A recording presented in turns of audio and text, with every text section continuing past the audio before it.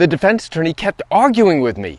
And the moment I would say objection, before I could even finish saying objection, she was arguing with me, trying to talk over me. Would you like to learn what this is all about? Come join me on a walk through the neighborhood as I share with you exactly what this is about. Hi, I'm Gerry Oginski. I'm a New York medical malpractice and personal injury attorney. My client was being questioned in a pretrial process called the deposition.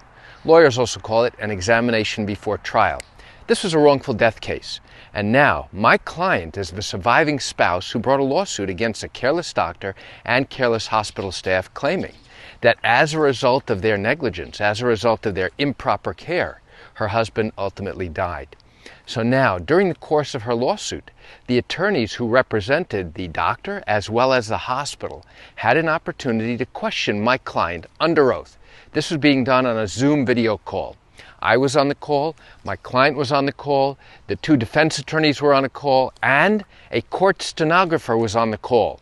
And the reason for that is everything gets recorded. What happens is the court stenographer records all of the questions my client is being asked and all of her answers. And her answers represent her sworn testimony. And in case you don't know, that carries the same exact weight as if she's testifying in court at trial in front of a judge and in front of a jury. Except here it's being done in an informal setting. She's doing it from the comfort of her own home. However, her answers are significant and get recorded, and they represent her sworn testimony. Okay, so what happened here? What happened here is we had an overeager, young, inexperienced attorney who every time I made an objection thought that by her trying to talk over me, that would then change my mind, so I would then tell my client to go ahead and answer the question after I told her, don't answer that question. Now, you should know, there are very rare instances where I am permitted to appropriately tell my client not to answer a particular question during a deposition. This is called the discovery process, and the courts are generally loath to get involved in discovery disputes unless the actions of the attorneys are so egregious and so outrageous. Only then do they really want to get involved. Now, when the defense attorney asks a question and I object, in this particular case, the defense attorney asked my client a question that I thought was absolutely, totally inappropriate, and we call that palpably improper. And then I have an absolute right to tell my client not to answer that question. So what could be so outrageous that my client has asked that I would yell out objection and tell my client not to answer? Well, in this instance, it had to do with the question of whether my client's husband had life insurance. And the moment I heard that, I knew that this attorney was trying to go fishing for information. And I immediately yelled out, objection! Don't answer that question. Now, what did she do? Before I had a chance to finish my objection, she started arguing with me about why she felt this question was appropriate and why she felt my client had to answer this question. I told this attorney, while she's trying to talk over me, I said, listen, you know better than that, counselor. You know that that question is inappropriate. And then I began to tell her why. But as I'm explaining why, she kept trying to talk over me and tried to justify why she felt this question was appropriate. Now, that created a bit of a problem for the court stenographer. Why? Because the court stenographer is there to record all of the questions, all of the discussions, all of the arguments, and those statements and those questions and answers get put into a booklet called the transcript.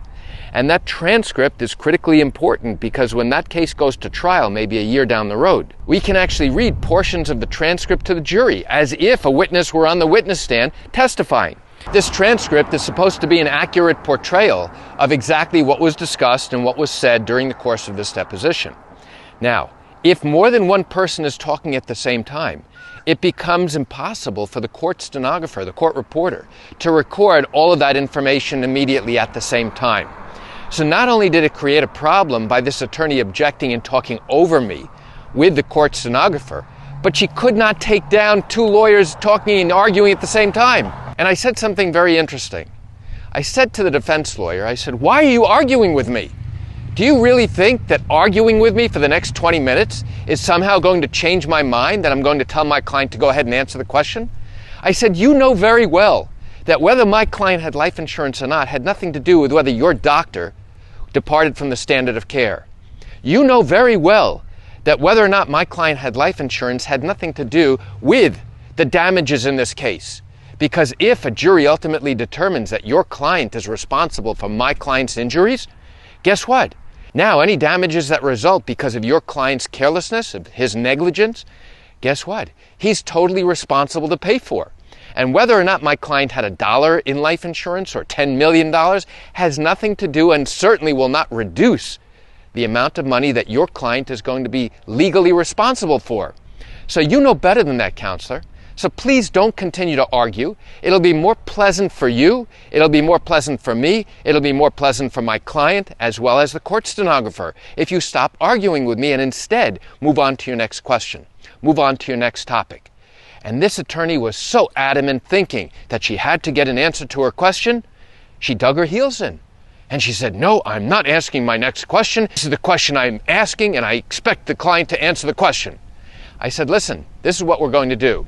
If you don't move on to another topic or to another question, then I'm going to deem your questioning finished, and I'll move on to the next attorney, and you will not have another opportunity to question my client. So what's your choice? So only then did she recognize that she was wrong and that she needed to move on to ask other topics and other questions. So why do I share this quick information with you? I share it with you just to open your eyes, to help you understand what really happens in these medical malpractice cases in New York. And certainly during a pretrial deposition where one attorney thinks, I have to ask that question and I'm going to talk over the attorney. And if I talk louder and I continue to make my point despite what he's having to say, then maybe he's going to have his client go ahead and answer the question. No. That's not how it works. You know, I realize you're likely watching this video because you have questions or concerns about your own matter. Well, if your matter did happen in New York and you have not yet started a lawsuit, but are thinking of doing so and still have questions that need to be answered, what I invite you to do is pick up the phone and call me. You know, I answer questions like yours every single day, and I'd love to chat with you. You can reach me at 516-487-8207 or by email at Gerry, Gerry, at Oginski-law.com. That's it for today's video. I'm Gerry Oginski. Have a wonderful day.